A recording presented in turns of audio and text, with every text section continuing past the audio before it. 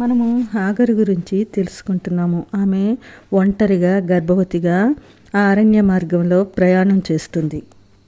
అరణ్యంలో నీటి బొగ్గు యొద్ద అనగా షూరు మార్గంలో ఉన్న బొగ్గ యొద్ద ఆమెకు ఒక అద్భుతం జరిగింది అని మనం చెప్పుకున్నాము. అదేంటి అంటే, నేను ఒంటరిని కాదు, నాతో పాటు నడిచి వస్తున్న దేవుడు ఉన్నాడు అని ఆ అద్భుతాన్ని చూసి ఆమె అనుకుని ఉంటుంది. ఏంటా అద్భుతం? హాగరుతో దేవుడు మాట్లాడుతున్నాడు ఒక స్నేహితుడుగా.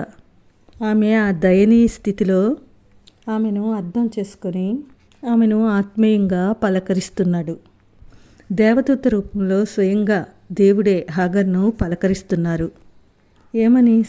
సారై దాసివైన హగరు, ఎక్కడి నుండి వచ్చితివి, ఎక్కడికి వెళుచున్నావని అడుగుతారు ఆయన.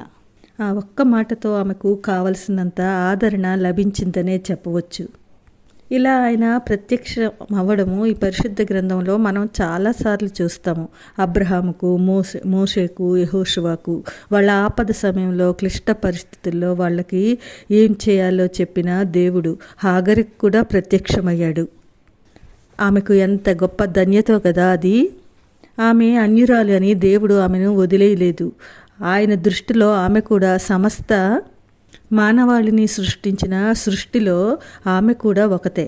అందుకే దేవుని యొక్క దృష్టి ఆమె మీద కూడా సమానంగానే ఉంది. ఇప్పుడు ఆమె ఏం చేయాలో ఆమెకు చెప్తున్నాడు.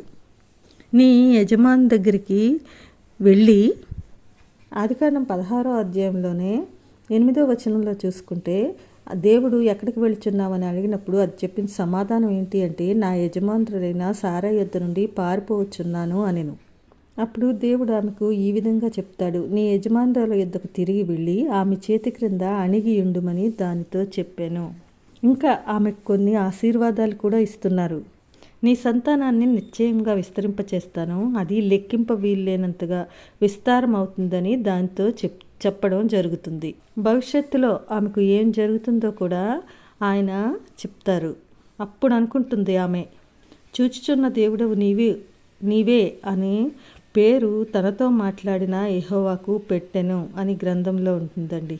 ఎందుకంటే నన్ను చూచిన వాడిని నేను ఇక్కడ చూచితిని కదా అని అనుకొనెను. అందుకే ఆ నీటి బొగ్గకు బెయర్ లహాయి రోయి అను పేరు పెట్టబడింది. ఇక్కడ ఆమెతో ఏం చెప్పాడు?